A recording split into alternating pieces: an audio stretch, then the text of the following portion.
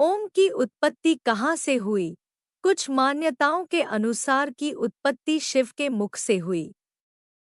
हालांकि ऋग्वेद और यजुर्वेद से लेकर कई उपनिषदों में का जिक्र मिलता है। मंडूक उपनिषद में कहा गया है कि संसार में भूत, भविष्य और वर्तमान काल में एवं इनसे भी परे जो हमेशा हर जगह मौजूद है, वो है। यानी इस ब्रह्मांड में हमेशा से था, है और रहेगा। ओम का देवता कौन है? ओम मंत्र को ब्रह्मांड का स्वरूप माना जाता है। धार्मिक दृष्टि से माना जाता है कि ओम में त्रिदेवों का वास होता है, इसलिए सभी मंत्रों से पहले इस मंत्र का उच्चारण किया जाता है, जैसे ओम नमो भगवते वासुदेव, ओम नमः शिवाय। अगर आपको घबराहट या अधीरता होती है तो ओम के उच्चारण से उत्तम कुछ भी नहीं है। गीता में ओम क्या है? भगवद गीता में संदर्भ ओम का उच्चारण, जिसमें 3 अक्षरे यू और एम शामिल हैं, उच्चारण की पूरी प्रक्रिया को कवर करता है। यह एक घंटे की ध्वनि की तरह है जो धीरे धीरे एक बिंदु तक धीमी हो जाती है और मौन में विलीन हो जाती है।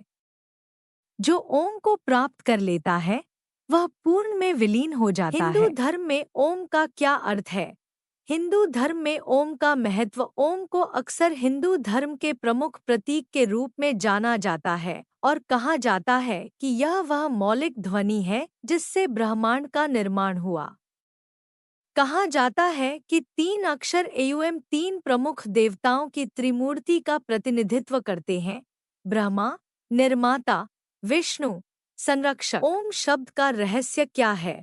ब्रह्मांड का सार माना गया है ओम, यानी कोडोट ब्रह्मांड की सबसे महत्वपूर्ण और प्रभावी ध्वनियों में से एक माना गया है। ओम कोडोट ओंकार ब्रह्मनाद है। इसके उच्चारण व जाप से धर्म, अर्थ, काम, मोक्ष इन चारों पुरुषार्थों की प्राप्ति होती है। ओम ध्वनि एक शाश्वत शब्द इतना शक्तिशाली क्यों है?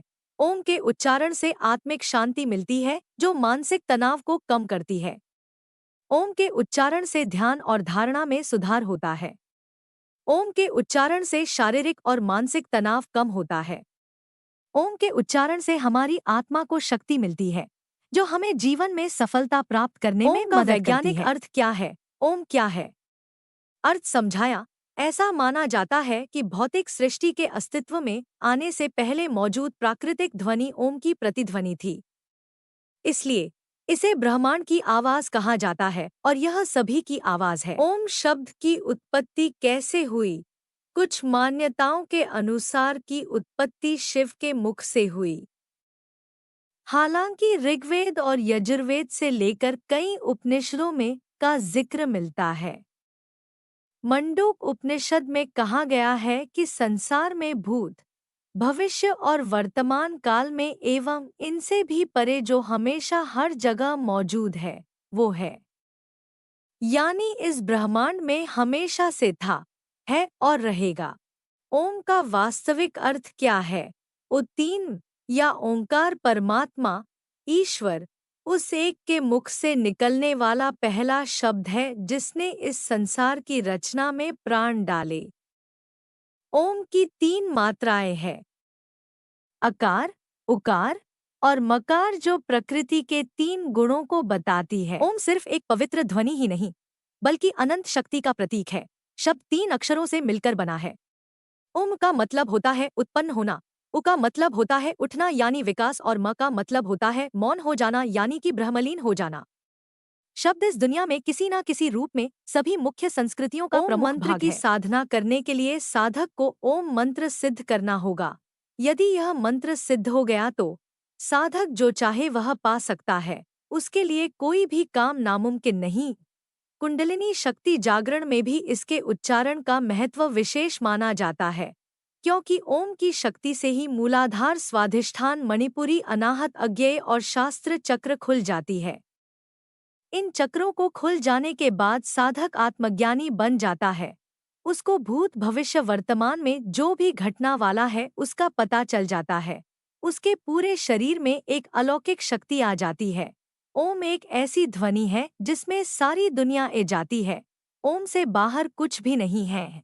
जो भी व्यक्ति हर दिन ओम का ध्यान करता है वह कभी बीमार नहीं पड़ता। उसके अंदर एक अनोखी शक्ति होती है, वह कभी थकता नहीं, वह किसी से डरता नहीं। सचमुच ओम का मंत्र है, वह प्राचीन ऋषियों से दिया गया एक अनमोल भेंट समान है। ओम के प्रतीक स्वयं भगवान शिव है। जो भी साधक ओम के मंत्र को सिद्ध कर लेता है उसे स्वयं भगवान शिव मिल जाते ही। इन मंत्र की शक्तियों से आप भी संसार में अच्छे काम कर सकते हैं और एक महापुरुष की ख्याति प्राप्त कर सकते हैं। आज की वीडियो में बस इतना ही दोस्तों। मेरा आगे का वीडियो अब कुंडली शक्ति जागरण के बारे में आने वाला है, सो आप सब इस वीडियो को लाइक और चैनल को